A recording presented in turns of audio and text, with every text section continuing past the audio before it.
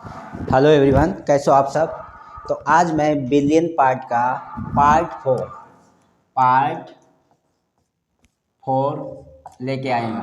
और आज आपका चैप्टर भी समाप्त हो जाएगा। ठीक है, आज जितनी देर की भी क्लास होगी आज आपका चैप्टर कंप्लीट होगा। इसलिए मेरे साथ लास्ट तक बने रहिए, क्योंकि आज मैं उन सवालों को भी लाया हूँ जो हर बार यूपी बोर्ड में पूछे गए हैं। ठीक है, तो उन सवालों को लास्ट में लिया है मैंने, क्योंकि सवाल को मैंने लास्ट में लिया। पहले परिभाषा डेफिनेशन सारी कंप्लीट कर लेता हूँ, इसके बाद वो सवाल भी मैं लगाऊंगा। इसलिए साथ बने रहिए, यूपी बोर्ड में वो सवाल हर बार आते हैं। ठीक है, चलते हैं। तो आज कल हमने हेडिंग डलवाई थी, एक सेकेंड। कल हमने हेडिंग डलवाई थी कल हमने हेडिंग क्या डलवाई थी? अणुसंख्य गुणधर्म। अणुसंख्य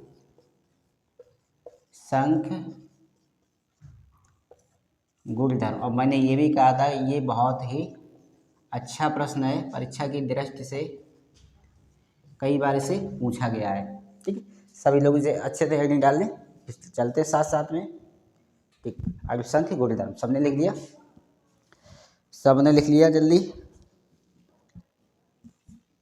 देखो, बे गुणधर्म, परिभाषा लिखिए। बे गुणधर्म जो विलायक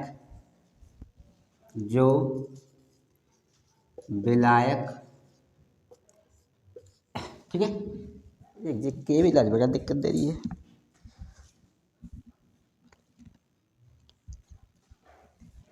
केवल थोड़ी प्रॉब्लम कर रही। विलायक की एक निश्चित मात्रा में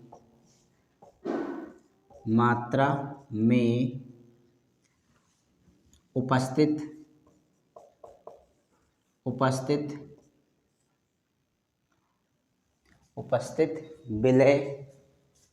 विलय के कणों की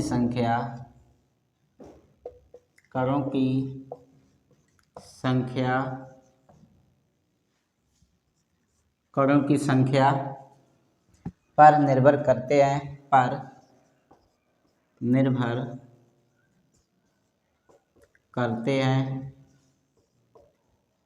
किंतु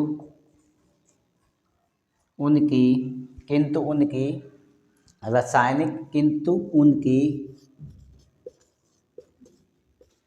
रासायनिक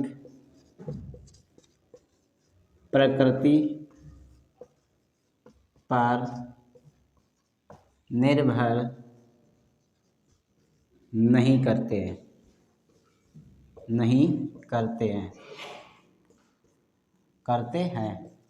अणुसंख्य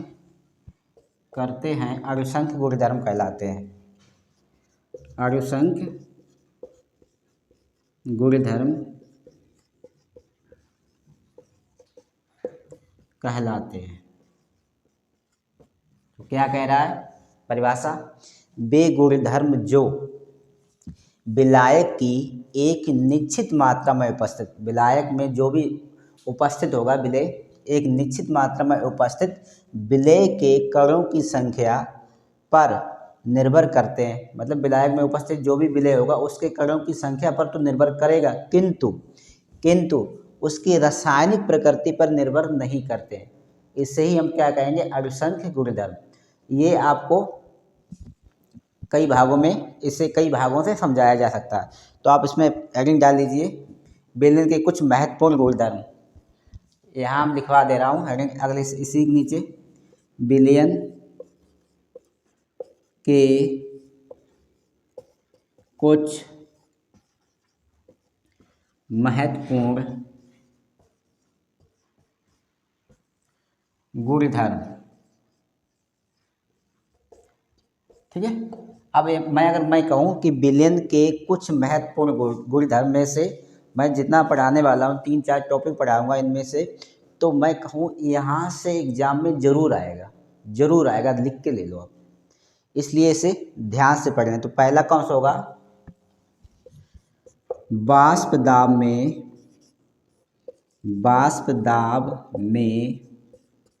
आपेक्षिक अवनमन।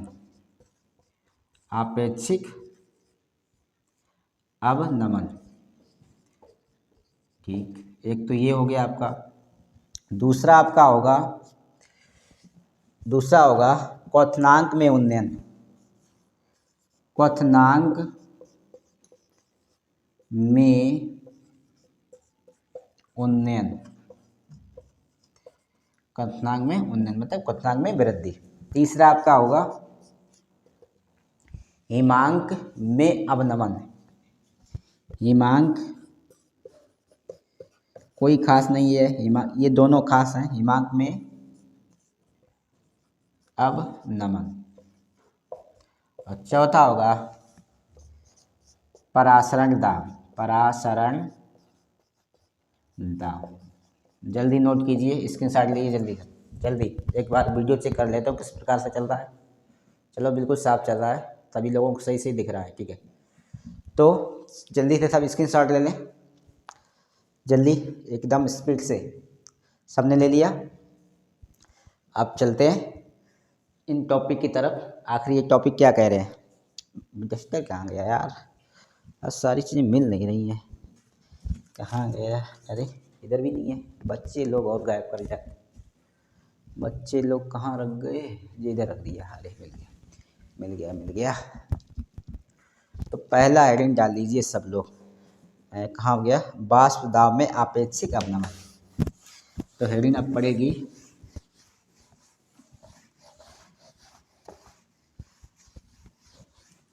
वाष्प दाब में आपेक्षिक अवनमन।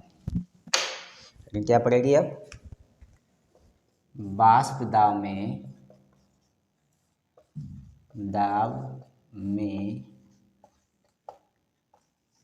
आपेक्षिक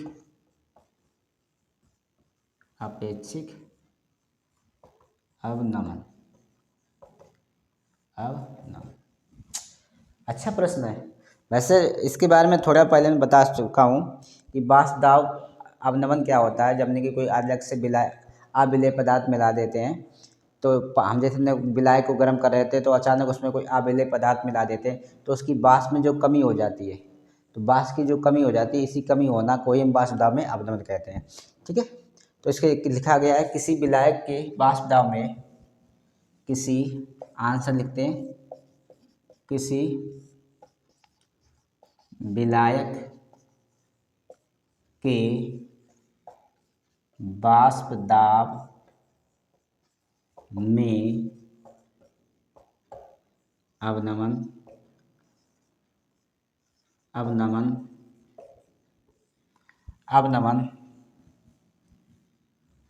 तथा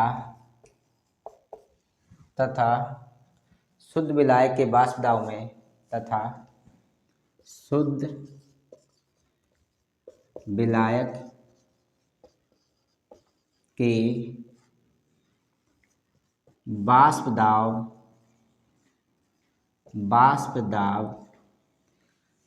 दाब के अनुपात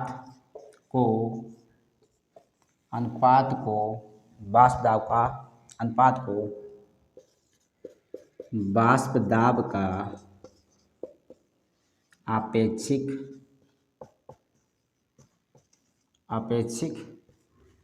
अवनमन कहते हैं।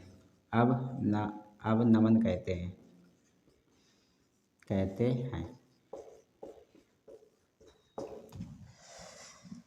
क्या लिखा? किसी विलायक के वाष्प दाब में अवनमन कमी होना तथा शुद्ध विलायक के वाष्प दाब के अनुपात को वाष्प दाब का आपेक्षिक अवनमन कहते हैं। या हम सीधा कह रहा हूँ कि चलो मैं एक बना रहा हूँ, मैं यहाँ पे एक एग्जाम्पल समझाने का प्रयास कर रहा हूँ।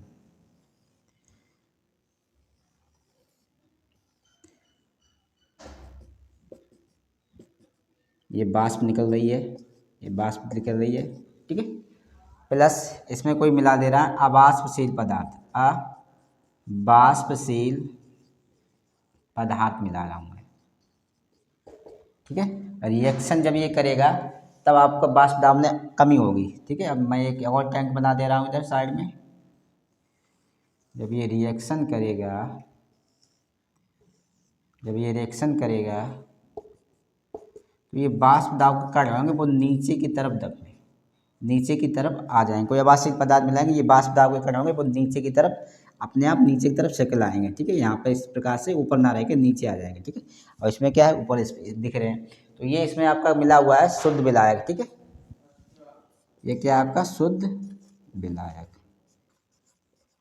विलायक अब कोई अवाष्पशील पदार्थ मिला, इनके बीच जो भी अनुपात देखने को मिलतेगा, ठीक है, इनके बीच जो भी अनुपात देखने को मिलेगा वो आपका, ये मान लीजिए आपका P1 है और ये जो नीचे है वो P2 है। ठीक है, तो हम लिख सकते हो प्रेशर क्या होगा, PS बराबर P1 बटे P2। इस प्रकार से अगर P2 हम 0 मान लें, P2 बराबर 0, तो क्या होगा PS बराबर P1। ठीक है, लिख लीजिए जल्दी जल्दी, और आगे में लिखवाना भी इसमें, तब ये समझ में आएगा आखिर क्या है। जल्दी जल्दी जल्दी जल्दी। तो PS को हमने पहले बताया था, कुल वाष्प दाब होता है, कितना वाष्प दाब है। ठीक है, PS के अलावा क्या होता है, विलयन का कुल वाष्प दाब, कुल वाष्प दाब। और जो विलयन में जैसे P2 आपका, जो विलयन में कोई भी आप विलय, तुमने कोई विलय पदार्थ मिला, ये विलय पदार्थ ये P2 है, और ये P1 आपका है जो वाष्प के कण है, ये P1 का काम कर रहा है। ठीक है, तो इस प्रकार से आप इसे बता सकते हो। तो वाष्प निकल रही है, फिर इसमें प्रेशर पर वाष्प नीचे आ रही है, और नीचे आने के बाद इस प्रकार से आपने देख पा रहे हैं कि जो कोई अवाष्पशील पदार्थ मिला दिया तो इस प्रकार से ये वाष्प बिल्कुल नीचे आ चुकी है। ठीक है, जल्दी से नोट कीजिए, स्क्रीनशॉट लीजिए, मैं इसे इरेज कर रहा हूँ, स्क्रीनशॉट लो। देखो परिभाषा तो उसकी आप अब बिल्कुल ये बना देंगे कि हमने कोई भी विलायक है, शुद्ध विलायक, मैं सीधा सीधा कहूँ पानी है, पानी को गर्म कर रहा हूँ, पानी को मैं क्या कर रहा हूँ, गर्म कर रहा हूँ। अचानक मैं पानी को गर्म कर रहा हूँ, उसमें कोई बाहर या मान एक गिलास मैंने ठंडा पानी और मिला दिया उसमें, या मैं सीधा कहूँ मैं चाय बना रहा हूँ, उसमें से भाप बहुत सी निकल रही, तो मैंने अचानक उसमें दूध डाल दिया, तो उसकी भाप एकदम डाउन हो जाती। तो मतलब एक कोई बाहर से तुमने अवाष्पशील पदार्थ मिला दी उसमें, और जो वाष्प दे रही थी पहले चाय, उसकी एकदम वाष्प डाउन हो जाती है, तो ये क्या कहलाएगा, वाष्प दाब में अपेक्षिक अवनमन। ठीक है, इतनी बात मोटी मोटी याद रखना।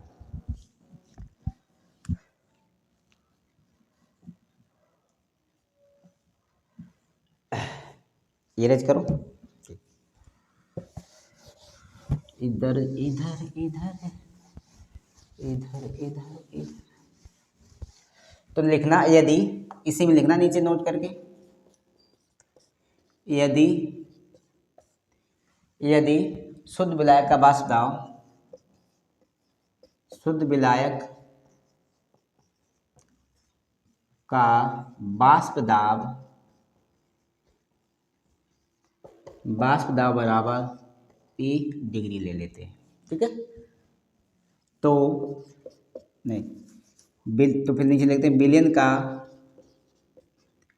विलयन का वाष्प दाब, टोटल ले रहे हैं ना, विलयन का ले रहे हैं, वाष्प दाब बराबर PS, हम लिखा ये टोटल होगा। अब लिखते हैं वाष्प दाब में अवनमन, तो क्या लिखना है, वाष्प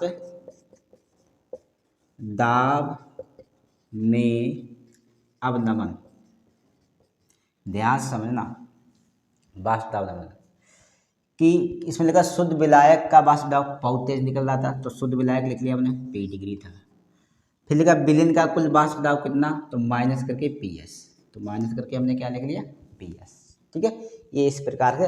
अब अक्सर इसका अनुपात बताएंगे, तो किसका अनुपात होगा, इसका अनुपात होगा, किसका, शुद्ध विलायक का अनुपात होगा, नीचे क्या लिख दिया, P डिग्री। तो इस प्रकार से ये एक सूत्र बन के तैयार हो जाएगा। ठीक है, तो ये क्या है, शुद्ध विलायक का वाष्प दाब माइनस विलयन का वाष्प दाब बटे फिर शुद्ध विलायक का वाष्प दाब में अनुपात हो जाएगा। ठीक है, इस प्रकार से आप इसे लिख सकते हैं। लेकिन अब मैं इसे और यहाँ पे बताता हूँ, नोट करके एक बात और उसके अंदर बताता हूँ, राउल्ट के नियम अनुसार, अगर राउल्ट के नियम के अनुसार लेते तो हमें मोल प्रवाह को यूज करना होगा। जब राउल्ट के नियम अनुसार चलेंगे, राउल्ट के नियम अनुसार अगर बात करते हैं, नियम अनुसार, नियम के अनुसार अगर बात करते हैं तो क्या हो जाएगा, P डिग्री माइनस PS बटे पी डिग्री बराबर मोल प्रवाह। मतलब एक्स कोई विलेय लिया है, ये विलेय का काम करेगा, ठीक है। मोल ये क्या लिखने हैं, विलेय का काम कर रहा है, लिख भी दिया शॉर्टकट में। एक्स बराबर अगर हम मान लेते हैं, एक्स बराबर अगर हम मान लेते हैं, एक्स बराबर अगर हम माने एन प्लस नहीं एन बटे करना, एन प्लस एन बटे एक्स बराबर एन बटे एन प्लस कैपिटल एन, ठीक है।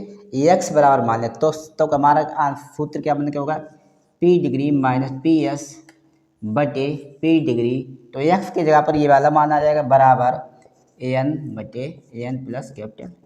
ये सूत्र बन के तैयार हो। इस प्रकार से आप अच्छे कम हम याद कर सकते हैं, लेकिन आपको यहाँ तक दौड़ नहीं करनी है, यहाँ तक ही दौड़ कर लीजिए। बताना है कि किस प्रकार से कमी हो रही है, बस और कुछ नहीं। लेकिन आप कंप्लीट करना चाहते हो तो कंप्लीट आपका यहाँ तक है।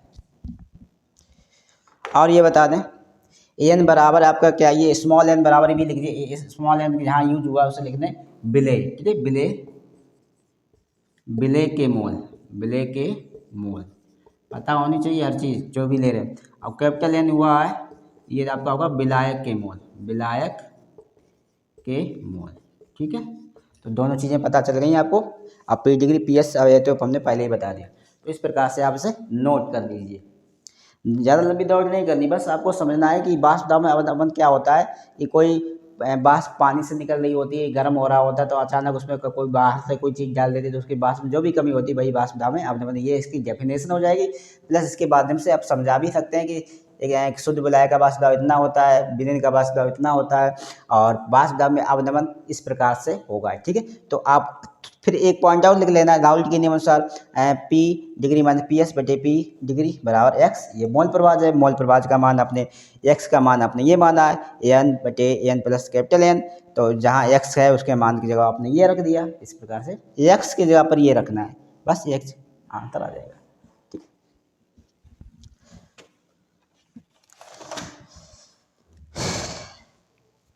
अब चलते क्वथनांक में उन्नयन। ये भी आईएमपी प्रश्न है, क्वथनांक में उन्नयन। स्क्रीनशॉट लें फटाक से जल्दी, स्क्रीनशॉट लें जल्दी, स्क्रीनशॉट।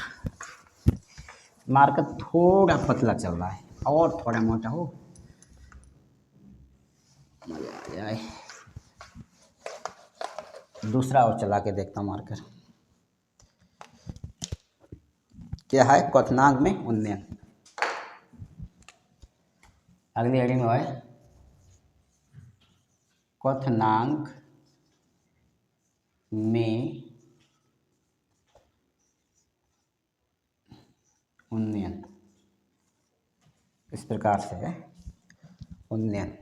उन्नयन में इसका हमने पहले बताया वृद्धि होती है, क्वथनांक में वृद्धि। अगर मैं ये कहूँ क्वथनांक में उन्नयन क्या कहलाता है कि जब कोई हम शुद्ध विलायक को गर्म करें, उसका जो वाष्प निकलती है और वो वाष्प वायुमंडलीय दाब के बराबर हो जाती है, तो ऐसे में हम क्या कहेंगे, क्वथनांक में वृद्धि कह सकते हैं, ठीक है। वृद्धि कैसे होगी ये भी जान लो कि जब कोई हम उसमें वाष्प निकल देती है, उसमें अचानक एक अवाष्पशील पदार्थ मिला देते हैं, तो उसमें जब कमी होगी, मतलब विलयन में जो तुम्हें विलयन के क्वथनांक में वृद्धि होगी। अभी मैं लिखवा रहा हूँ, ठीक है, अभी अच्छे समझ में आएगा। विलयन के क्वथनांक में वृद्धि, जैसे किसी शुद्ध विलायक में आपने अवाष्पशील पदार्थ मिला दिया, कोई शुद्ध विलायक है और उसमें अवाष्पशील पदार्थ मिला दिया, तो उसके वाष्प दाब में तो कमी हो रही है, परंतु विलयन के क्वथनांक में उन्नयन देखने को मिलेगा, मतलब वृद्धि देखने को मिलेगी। इस प्रकार ये वृद्धि होती है, ठीक है। तो लिख लेते हैं इसमें हम, पहले हम समझ लेते हैं कि ये किस प्रकार है। जैसे हम यहाँ लिख ले रहा हूँ, ये मैंने क्या बना दिया है, ग्राफ सा बना दे रहा हूँ। अगर वहाँ ग्राफ बना के आएंगे तो ज़्यादा बढ़िया है, पूरा नंबर मिलेगा।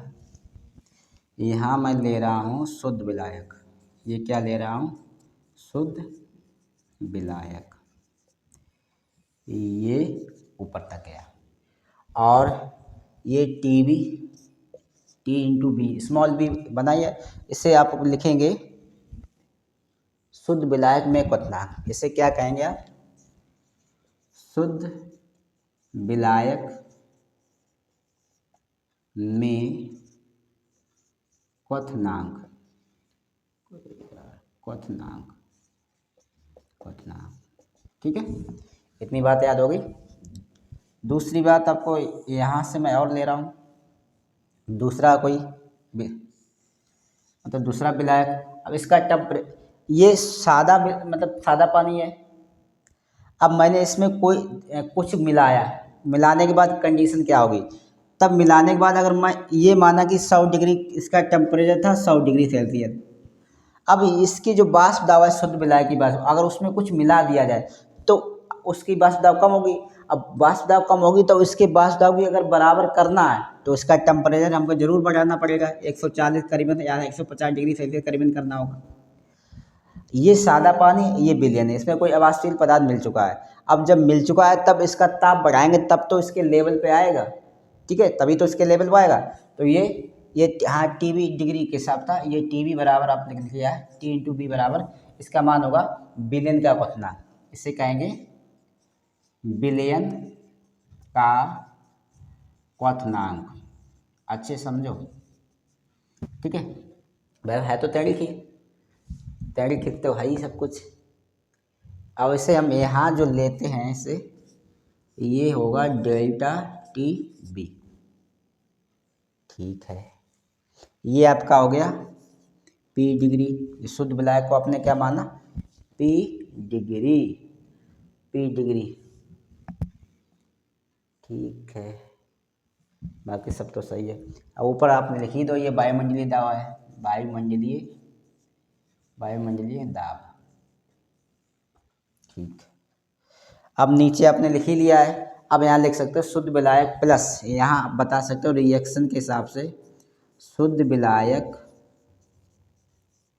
प्लस अवाष्पशील पदार्थ, अवाष्पशील पदार्थ रिएक्शन। ये विलेय का काम करेगा, ये याद रखना, ये विलेय का काम कर रहा है। कोई भी पदार्थ माना चीनी डाल दी अचानक तुमने, तब भी तो एकदम वाष्प दाब में कमी आएगी। विलयन का लिखो, विलयन का वाष्प दाब, विलयन का वाष्प दाब कम होना। तो इस प्रकार से आप बता सकते हैं। पहले ये ग्राफ बनाइए, जल्दी से स्क्रीनशॉट लीजिए, बनाइए, फिर अपने बनाते रहिए, ठीक है, चलिए जल्दी। मेरी बात देखो, मैंने माना कि 2 गिलास लिए, 2 गिलास लिए, इसमें केवल पानी भरा है, समझो मेरी बात, इसमें पानी भरा, इसे हमने गर्म करना चालू कर दिया, माना इसका टेम्परेचर हमने दे दिया इसे 100 डिग्री सेल्सियस, और ये खूब भाप बनकर निकल रहा है। अचानक मैं इसमें जब कुछ मिलाता हूँ, जब मिलाने के बाद जो हमें तैयार होगा, माना मिलाने के बाद अब इसके बराबर इसकी वाष्प करनी है, मतलब इसमें कुछ मिला है, ये सादा पानी है, अब इसके बराबर इसकी वाष्प करनी है, तो कहीं ना कहीं इसका टेम्परेचर हमें ज़्यादा करना पड़ेगा, तभी तो इसके बराबर हो पाएगी। और इसको ज़्यादा करके जब इसे ज़्यादा गर्म करोगे, ज़्यादा ताप बढ़ाओगे, तब इसके बराबर वाष्प निकल पाएगी, और जब बराबर निकलेगी तो ये वायुमंडलीय के जब बराबर हो जाएगा, ठीक है, ये वायुमंडलीय दाब के बराबर हो जाएगा, ठीक है, तब ये कंडीशन देखने को मिलती है। ठीक, अब हम इसको थोड़ा लिख लेते हैं, इरेज कर रहा हूँ, सबने स्क्रीनशॉट ले लिया होगा उम्मीद कर रहा हूँ। ये ग्राफ अगर बना के आना ज़रूर, परिभाषा लिखने की ज़रूरत नहीं पड़ेगी, ऐसे ही नंबर दे देगा एग्जामिनर तुम्हें। देखो, इसमें किसी द्रव का क्वथनांक वह ताप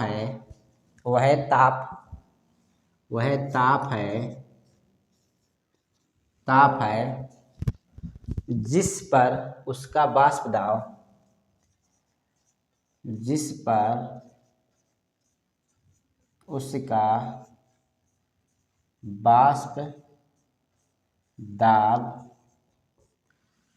दाब वायुमंडलीय दाब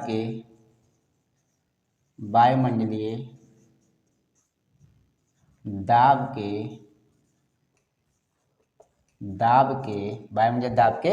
बराबर हो जाता है, वायुमंडलीय दाब के बराबर हो जाता है। तो क्वथनांक में उन्नयन क्या होता है, किसी द्रव का क्वथनांक वो है ताप है, क्वथनांक वो है ताप है जिस पर उसका वाष्प दाब वायुमंडलीय दाब के बराबर हो जाएगा। मतलब जब वाष्प निकलेगी तो उसका जो दाब होगा तो वह वायुमंडलीय दाब के बराबर हो जाना चाहिए। ठीक है, इस प्रकार से।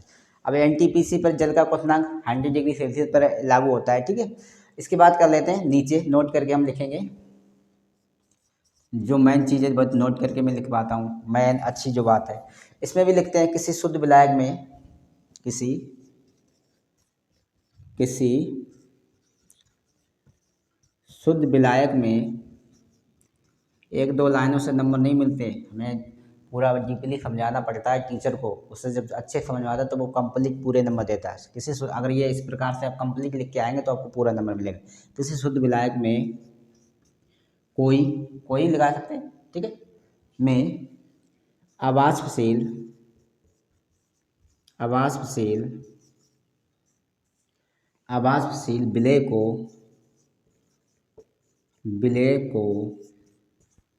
विलय को घोलने पर विलयन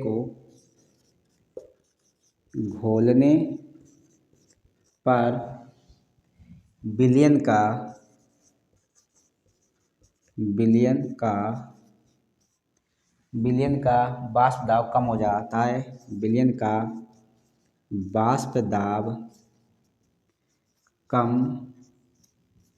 हो जाता है, जिसके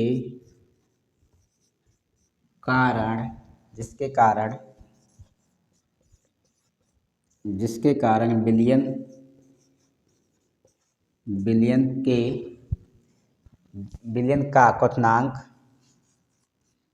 का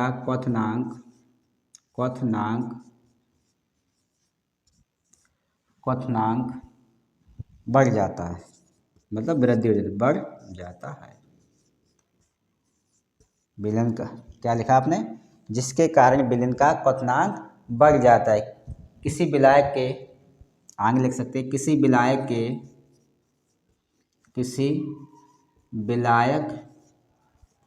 के क्वथनांक में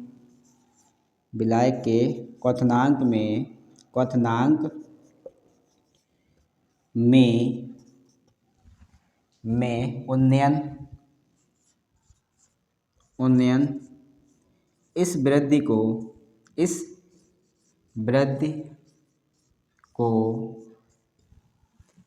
क्वथनांक का उन्नयन कहते हैं, क्वथनांक का उन्नयन कहते हैं।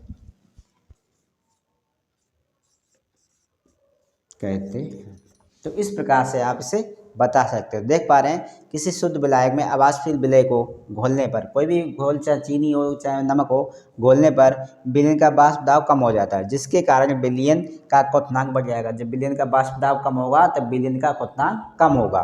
ठीक है, किसी विलायक के क्वथनांक में क्या लिखा, किसी विलायक, हाँ नहीं, जिसके कारण विलयन का क्वथनांक बढ़ जाता है, कम नहीं बढ़ जाता है, सॉरी, जिसके कारण विलयन का क्वथनांक बढ़ जाता है। किसी विलायक के क्वथनांक में उन्नयन मतलब वृद्धि, मतलब ये बढ़ जाता है तो वृद्धि, उन्नयन, इस वृद्धि को क्वथनांक का उन्नयन कहते हैं। एक बार फिर से देख लेते हैं, किसी शुद्ध विलायक में अवाष्पशील विलय को, कोई भी भारी पदार्थ हमने मिलाया, घोलने पर विलयन का वाष्प दाब कम होगा। विलयन का जब वाष्प दाब कम होगा, जिसके कारण विलयन का क्वथनांक बढ़ जाएगा। जब वाष्प दाब कम होगा तो विलयन का क्वथनांक बढ़ जाएगा। किसी विलायक के क्वथनांक में उन्नयन की इस वृद्धि को, उन्नयन की, यहाँ की और लिख दो, उन्नयन की इस वृद्धि को क्वथनांक का उन्नयन कहते हैं। ठीक है, इसलिए लिख लीजिए।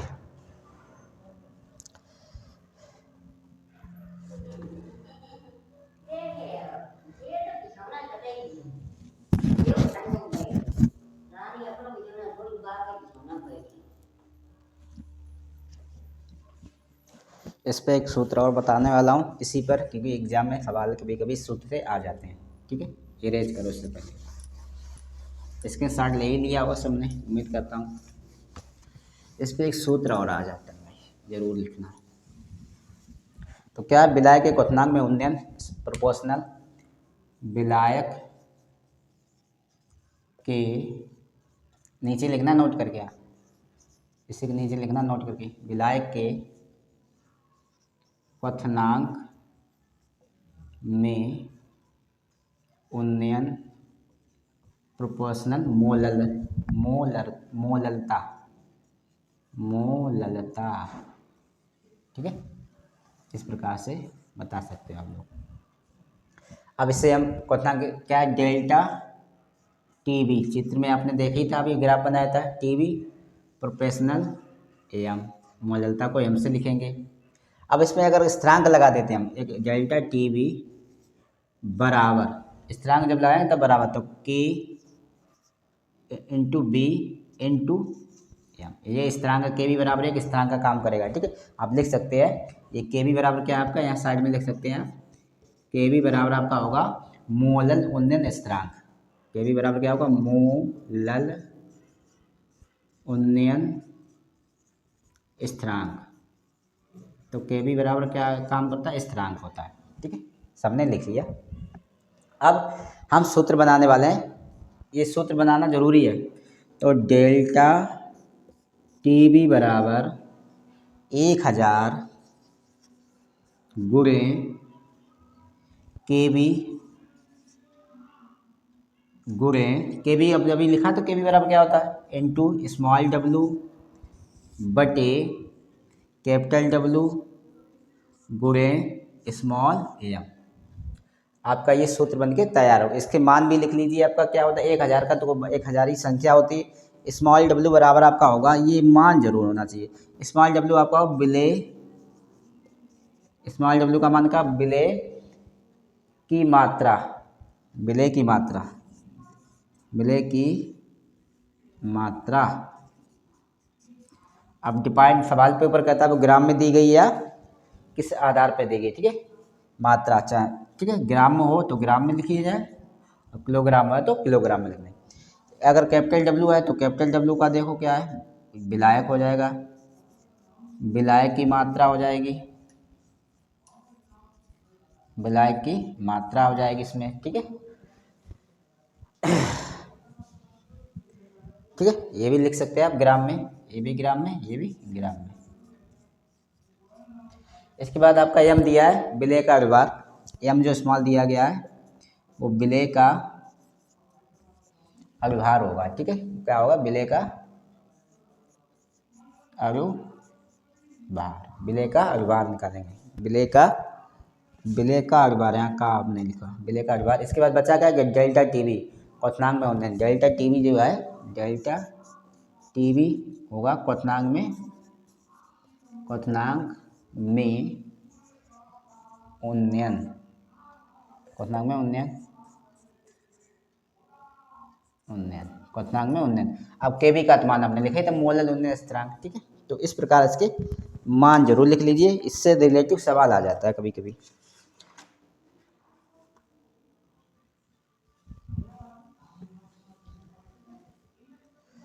और एक बार इसमें नोट करके आप बता सकते हैं, ये हम स्क्रीनशॉट लें जल्दी से ये सूत्र को,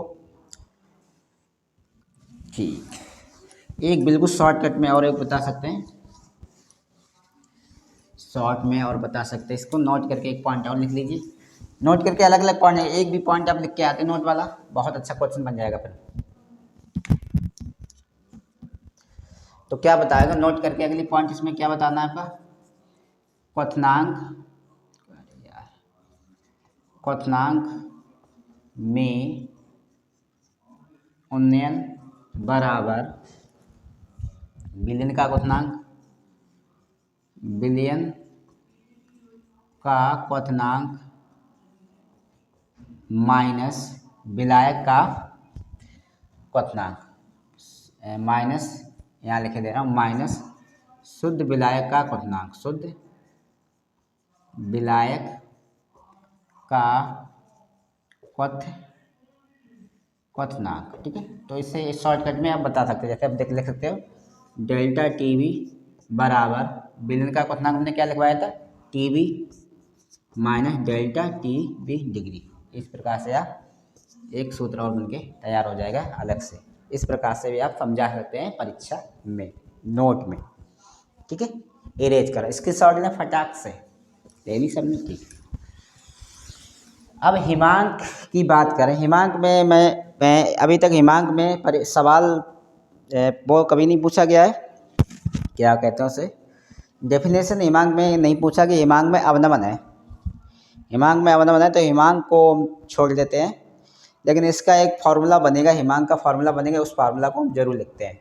तो हिमांक में अवनमन, ठीक है, हिमांक में अवनमन का जो फार्मूला बनेगा वो इस प्रकार होगा, डेल्टा हेडिंग अगली होगी हिमांक में अवनमन। इससे फार्मूला बताते हैं इसमें, क्योंकि हमें पता है कहाँ से कितना पूछने वाला है। तो अब एक महीने को जो कोर्स कंप्लीट कैसे होगा करें, हिमांक में अवनमन, तो फार्मूला आपका होगा जैसे डेल्टा टी एफ, अभी टी भी पढ़ लेते, अब टी एफ पढ़ेंगे, ठीक है। अब इसका सूत्र लिख लीजिए, 1000 गुणे के एफ गुणे स्मॉल डब्लू बटे कैपिटल डब्लू स्मॉल एफ। अब बाकी सब कुछ मान के एफ इसमें बढ़ रहा है, तो के एफ का मान होगा आपका मोलल उन्नयन स्थिरांक। इसका क्या नाम होगा, मोलल के, आप के एफ का मान बढ़ा सकते हैं, तो मोलल अवनमन की बात है तो मोलन अवनमन स्थिरांक। एक चीज़ इसमें बढ़ रही है, केवल एक ही चीज़ बढ़ रही है, बाकी सब तो वही है। तो आप आसानी से ये सवाल लगा सकते हैं। तो इससे रिलेटिव एक सवाल मैं लिख रहा हूँ, स्क्रीनशॉट लें, इसकी भी स्क्रीनशॉट फटाक से ले ली। चलो चलते हैं, अब सवाल पे चलते हैं। अगर ये सवाल आपने लगा लिया तो बहुत उम्मीद करता हूँ आपको लोगों को समझ में आ गया। सवाल है 7.5, क्वेश्चन इसे 7.5 ग्राम, ग्राम में दे रखी है, विलेय है, अभी सवाल पढ़ने के बाद ही पता है। ग्राम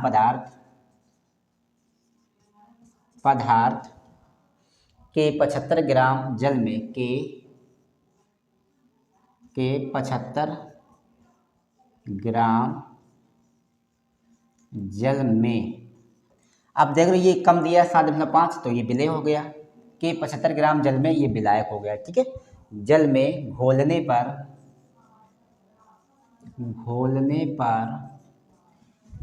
पर हिमांक में, ले हिमांक वाला सवाल आ गया जो अभी हेडिंग डलवाई थी, उसी सवाल आ गया। हिमांक में 1.2 डिग्री सेल्सियस, 1.2 डिग्री सेल्सियस की कमी हुई,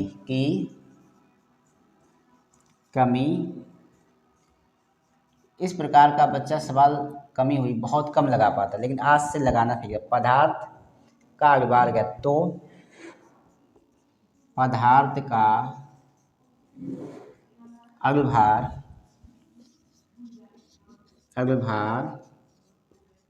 ज्ञात करें। और दिया गया है जल का मोलल, दिया गया है जल का मोलल अवनमन स्थिरांक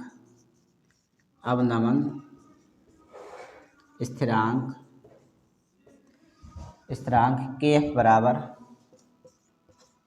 बराबर दे रखा है 1.86 डिग्री सेल्सियस प्रति मोलल। तो सवाल इस प्रकार से आपका दे रखा है, एक बार देख लें। 7.5 ग्राम पदार्थ के 75 ग्राम जल में घोलने पर पदार्थ को 75 ग्राम जल में घोलने पर हिमांक में 1.2 डिग्री सेल्सियस की कमी हुई।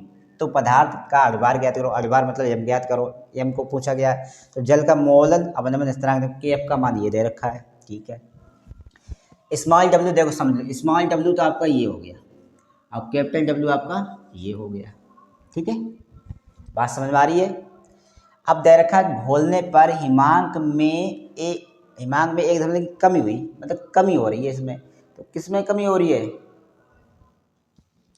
कमी किस में हो रही है बताओ, जल्दी बताओ। एम तो तुम्हें निकालना है, एम तो तुम्हें ज्ञात करना है। चलो पहले हम लिख लेते हैं इसे। स्मॉल डब्ल्यू का मान दिया गया 7.5, कैपिटल डब्ल्यू का मान दिया गया 75 ग्राम। ठीक है, इसके बाद delta T F, delta T F का मान दे रखा है, ये डेल्टा टी एफ का मान कितना दे रखा है, हिमांक में जो भी कमी हुई, हिमांक में अब यही तो है, कमी यही तो हो रही है, तो क्या दे रखा है 1.2 डिग्री सेल्सियस। के एफ का मान दे रखा है 1.86। एम बचा, एम आपको ज्ञात करना है, तो एम बराबर सूत्र बना लिए। सूत्र आपका है क्या, सूत्र आपने लिखा था, क्या था, डेल्टा टी एफ बराबर, सूत्र आपने क्या लिखा था, डेल्टा टी एफ बराबर 1000 गुणे के एफ लिखा था, गुणे स्मॉल डब्ल्यू बटे कैपिटल डब्ल्यू फिर स्मॉल एम, ये सूत्र आपने लिखा था, यही लिखा था। अब हमको ज्ञात ये करना है, तो इस सूत्र क्या बन जाएगा, स्मॉल एम बराबर 1000 गुणे के F W capital W small M तो ज्ञात ही करना, स्मॉल एम क्या, डेल्टा टी एफ आ जाएगा। अब हम इसके मान रख लेते हैं, तो मान रखिए 1000 तो 1000 आएगा, के एफ का मान कितना दिया 1.86 दिया गया, गुणे स्मॉल डब्ल्यू का मान कितना दिया 7.5 दिया गया, बटे कैपिटल डब्ल्यू का मान कितना दिया 75 दिया गया, गुणे अब डेल्टा टी एफ का मान कितना दिया गया 1.2 दिया गया। और इस सवाल को समझ लो, कंफ्यूजन कतई नहीं होनी चाहिए सवाल में, क्योंकि कंफ्यूजन हो गया तो ये सवाल निकल जाएगा हाथ से। ठीक है, अगर कंफ्यूजन हो गई तो सवाल हाथ से निकल जाएगा फिर, क्योंकि वैसे क्या लेवल थोड़ा कठिन रहता है सब इस प्रकार के सवाल का। देखो इस दशमलव को समाप्त कर दिया, अब हमारे पास 12 नीचे बचे हुए हैं। अब इस सवाल को हम फिर से लिख रहे हैं सही से, 1000 गुणे दशमलव 2 अंक पहले है, तो हम नीचे दशमलव इधर भी खत्म करें, तो सीधा सीधा लिखेंगे 186 गुणे 75 बटे 75 गुणे 12। और दशमलव मैंने जब ये ख़त्म किया 2 अंक, तो नीचे कर देंगे 100 का भाग, 0 से 0 या 0 से 0 ये कट गया। अब जरा ध्यान दें, बराबर काटो, क्या क्या कट रहा है, 75 से 75 कट गया, ठीक है, नीचे 12 बचा हुआ है आपका पूरा, ऊपर 10 बचे, तो 12 2 से काट लेते, 2 छंग 12 और 2 पंचे 10। अब फिर 2 से काट लो, 2 3 6, अब ये काटो, 2 नेम 18, 2 3 6, अब 3 है तो 3 से फिर ये काट लो, 3 एकम 3 और 3 त्रिका 9, 3 एकम 3। अब कितना बचा है 5 गुणे 31, तो 5 एकम 5 और 5 या 15, 155 आपका आंसर आया, बिल्कुल राइट आंसर आया है। तो 155 आंसर आ गया है आपका, जल्दी सभी लोग नोट कर लें, 155 आंसर निकला है। ठीक है, उम्मीद करता हूँ सभी को सही से समझ पाया। 31 गुणे 5 155 इसका आंसर आएगा, जल्दी से स्क्रीनशॉट लें, और उम्मीद करता हूँ सभी को समझ में आया होगा। कैलकुलेशन की है मैंने, काट पीट के की, डायरेक्ट आंसर नहीं दिखाया, सब कुछ करके दिखाया है। ठीक है, इसलिए नोट करने से सबने स्क्रीनशॉट ले लिया होगा। तो सवाल आपने खतरनाक था फिर भी लगा दिया आप लोगों ने, अच्छी बात है, ऐसे साल चलते रहिए, आप कामयाब होंगे ज़रूर।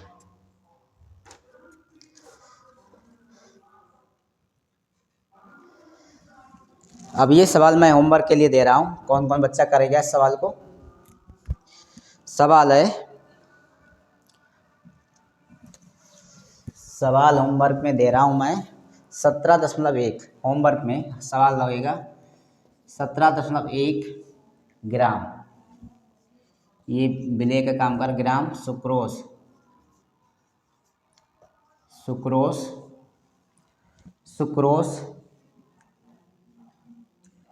जिसका अभिभार होगा, ब्रैकेट में लिखा है अभिभार जिसका होगा 342। इस प्रकार सवाल में दिया गया को 100 ग्राम जल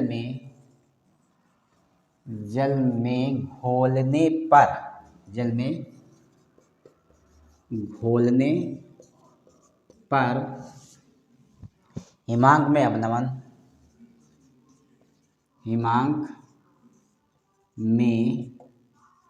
अवनमन। ये सवाल आपको लगा कर मैं कमेंट में आंसर इसका बताना है। हिमांक में अवनमन 0.93 डिग्री सेल्सियस 0.93 डिग्री सेल्सियस पाया गया।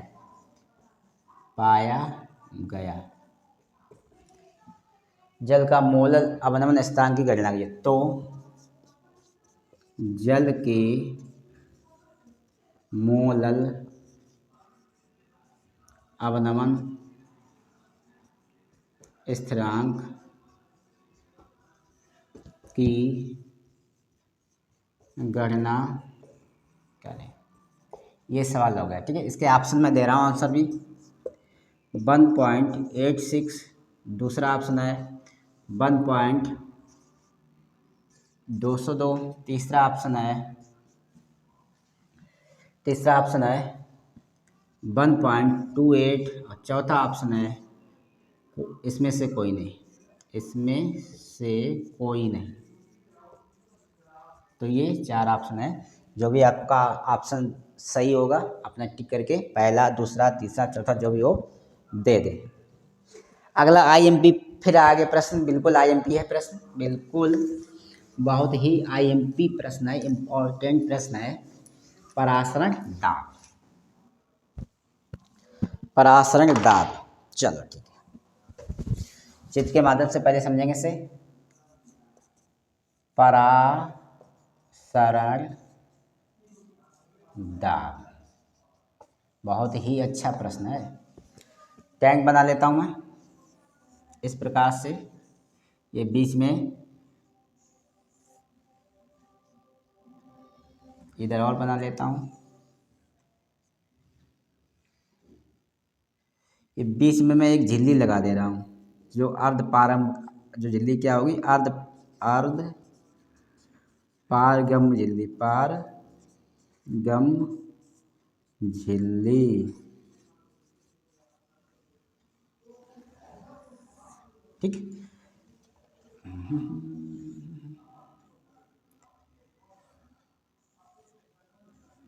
अर्ध पारगम झिल्ली। इस प्रकार से मैं एक टैंक बना दे रहा हूं।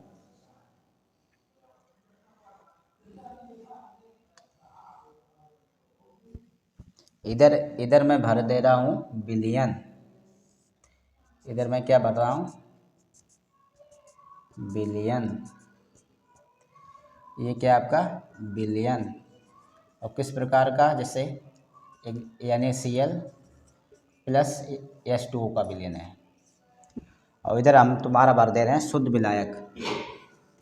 इधर क्या भर रहे हूँ, शुद्ध विलायक। इसमें क्या भरा हुआ है, शुद्ध विलायक। समझते रहे ना, इसमें शुद्ध विलायक भरा। अब इसमें एक हम दाब मापी यंत्र लगा दे रहे हैं, ठीक है। इसके दाब देने के लिए बोला यंत्र लगा दे रहा हूँ। इसमें दाब देने के लिए एक यंत्र लगा दे रहा हूँ मैं। इसे दाब देंगे हम लोग। क्या देंगे इससे, दाब। हमने बताया थी पोटेशियम फेरोसाइनाइड की जो भी झिल्ली होगी तुम्हारी पोटेशियम फेरोसाइनाइड की होगी। इसका बिलियन की बात करते हैं। ये बिलियन हो गया आपका, ये हो गया, ठीक है। झिल्ली लगी हुई बीच में। अब इसमें ध्यान आपको क्या देना है, हमने बताया था जो अर्ध पारगम्य झिल्ली होती है वो विलायक के कणों को तो जाने देती है बाहर, लेकिन विलेय के कणों को रोक लेती है। अर्ध पारगम्य झिल्ली जो होती है वो विलायक के कणों को तो बाहर जाने देती है और विलेय के कणों को अपनी झिल्ली में रोक लेती, इस प्रकार की होती। अब इधर शुद्ध विलायक भरा हुआ, तो कहीं ना कहीं ये कण इधर से चल के इस तरफ जा रहे हैं और जा रहे हैं तो वो चले भी जाएगी क्योंकि भाई ये विलायक है, जा रहे हैं। अब जा रहे हैं तो इसमें हम क्या करते हैं, एक ये हमारा दाब मापी यंत्र लगा हुआ है, इस यंत्र को जो हम इससे प्रेशर देते हैं ऐसे करके दाबते हैं, तो दाबने पर क्या होता है, जो विलायक कण इसमें जा रहे हैं तो वो रिटर्न विलायक कण रिटर्न होते हैं, रिटर्न बाष्प दाब देने पर बार विलायक कण रिटर्न होते हैं अपने टैंक की तरफ रिटर्न होते हैं, और रिटर्न होना ही ये क्या कहलाया, बाष्प, मतलब बाष्प दाब देने पर, अरे बाष्प दाब नहीं, परासरण दाब है, बाकी सब सही है, बाष्प दाब निकले, लेकिन जहाँ बाष्प मैंने बोला वहाँ परासरण कर लेना।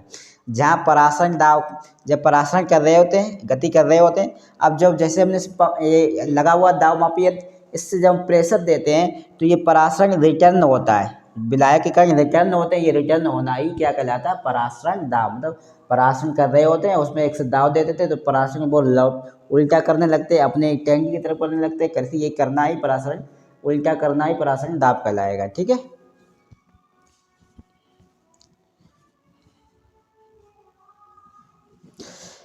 चलो हम लिखवाते इसकी डेफिनेशन।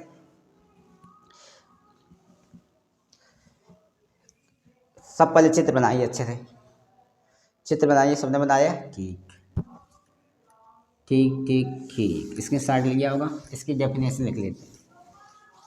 परासरण का मतलब होता है कि विलायक कण अर्धपारंग झिल्ली के द्वारा जा रहे हैं तो ये परासरण कहलाएगा, लेकिन परासरण दाब की बात हो रही है, किसी विलयन का डेफिनेशन लिखिए, किसी विलयन का परासरण दाब, परासरण दाब उस बाहरी दाब, उस बाहरी दाब के बराबर माना जा सकता है, उस बाहरी दाब के बराबर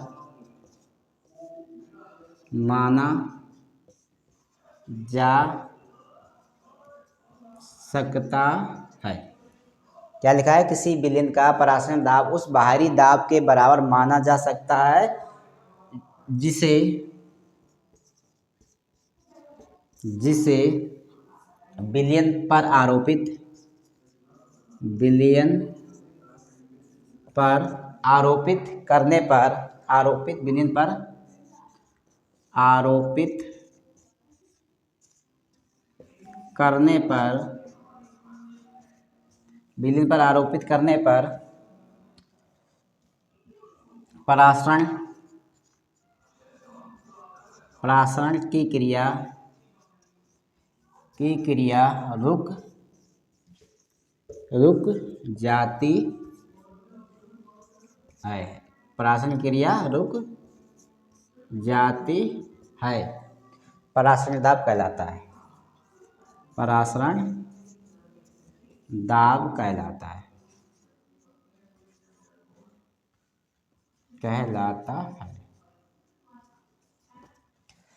तो अभी मैंने समझाया था चित्र के माध्यम से कि जो विलायक के कण होते हैं वो विलयन की तरफ दौड़ रहे होते हैं, तो अचानक उसमें दाब मापी यंत्र होता है, उससे हम प्रेशर देते हैं, प्रेशर देने पर जो विलायक कण जा रहे हैं तो वो रिटर्न होते हैं, देखो उसकी परासरण की क्रिया, जो परासरण कर रहे होते हैं वो रुक जाते हैं दाब देने पर, और रुकना ही उसका क्या कहलाएगा, परासरण दाब। ठीक है, वापस होने लगते हैं, रुक के भाई जहाँ जा रहे हो तो वो रुक जाते, और वो जितने जा रहे हैं तो उन्हें वो वापस होते हैं, इसकी वजह से क्या हो रही है, अब परिभाषा में तो यही सब कह रहा है कि जब दाब देते हैं तो परासरण रुक जाता है विलायक का, तो ये रुकना ही तुम्हारा परासरण दाब कहलाएगा। ठीक है, एक बार फिर समझाने का प्रयास कर रहा हूँ, हो सकता है जल्दी समझा दिया। मैं ये कह रहा हूँ कि दो टैंक थे, एक में विलयन था, एक में विलायक था। ठीक है, जब विलायक के कण अर्धपारगम झिल्ली के माध्यम से परासरण कर रहे होते हैं विलयन की तरफ, अब विलयन में मैंने एक दाब मापी यंत्र लगा रखा है दाब देने के लिए, तो ठीक है, जब मैं दाब मापी, जब परासरण कर रहे होते हैं विलायक के कण, तब दाब मापी यंत्र से हम इसमें दाब देते हैं विलयन में, तो जो परासरण कर रहे होते हैं विलायक के कण वो रुक जाते हैं, वहीं पर रुक जाते हैं, और कुछ रुकते हैं, कुछ विलायक की तरफ रिटर्न होते हैं, रुकना ही आपका क्या कहलाया, परासरण दाब, किसकी वजह से, दाब देने पर ये रुके, इसलिए परासरण दाब कहलाया है। ठीक है, इतना आपको याद रखना है। अब इस परासरण दाब को तो इसके बाद संपरासरी विलयन भी करवाया था, क्या नहीं करवाया था, वैसे खास इंपॉर्टेंट नहीं है, संपरासरी विलयन, अल्परासरी, अतिपरासरी विलयन। अब बांट हाफ गुणांक की बात कर लेते हैं। बांट हाफ गुणांक ये लास्ट प्रश्न होगा, इस चैप्टर का आईएमपी प्रश्न है। बांट हाफ गुणांक कई बार रिपीट हुआ ये प्रश्न।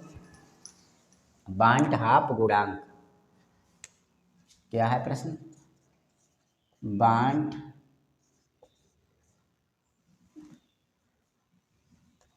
हाफ गुणांक बहुत अच्छा प्रश्न है। इस प्रश्न में एक छात्र से मेरी बहस हो गई थी। उस छात्र ने कहा सर इस क्वेश्चन को सही समझाते कि एग्जाम में पूछा जाता। एक्चुअली उस बच्चे ने सही कहा था, एग्जाम में पूछा गया था उस वक्त, ठीक है। तो किसी अणुसंघ, इसकी परिभाषा डेफिनेट, किसी अणुसंघ गुणधर्म के, किसी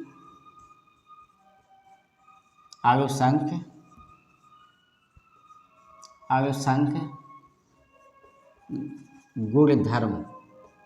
गुणधर्म के प्रायोगिक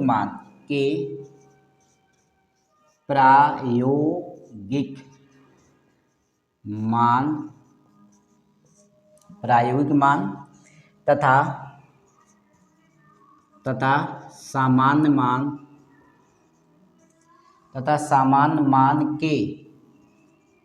मान के अनुपात को बांट हाफ गुणांक कहते हैं।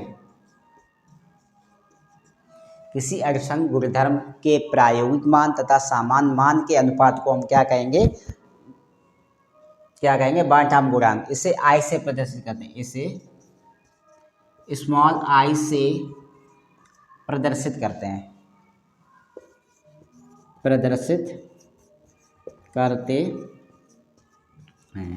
तो सूत्र इसका बना स्मॉल आई बराबर, इसका क्या होता है? किसी अणुसंघ का प्रायोगिक मान, किसी अणुसंघ गुणधर्म का सूत्र क्या होगा? किसी अणुसंघ गुणधर्म का प्रायोगिक मान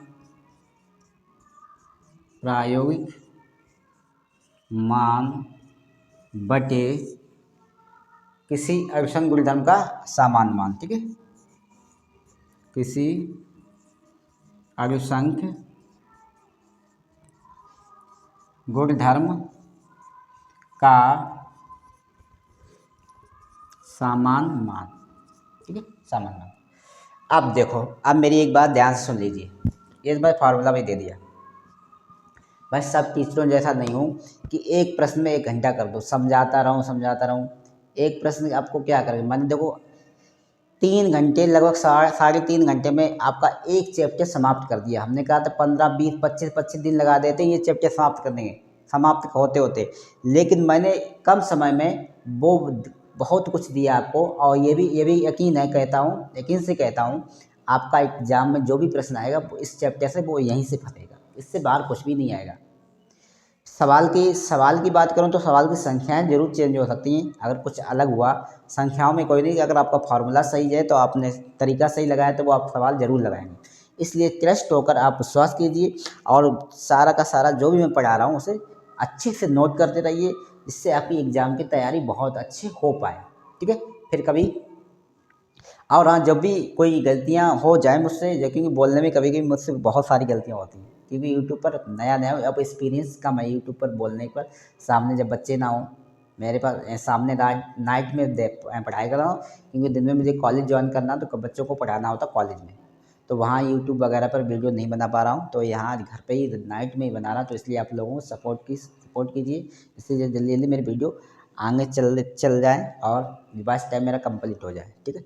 इससे आप लोगों को बहुत अच्छा भला होने वाला है, जरूर याद रखना, क्योंकि इससे बाहर कुछ आएगा नहीं, ठीक है। नोट कीजिए, मिलते हैं फिर कल अगले चैप्टर के साथ। एक्चुअली क्या है, कल मेरे स्कूल का टूर जा रहा है लखनऊ में, तो कल की क्लास रहेगी बंद। परसों अगले चैप्टर के साथ मिलते हैं, लेकिन 30 दिन में मैं आपको आपका कंप्लीट कोर्स करके ज़रूर दूंगा, ठीक है। मिलते हैं, tata bye bye, see you.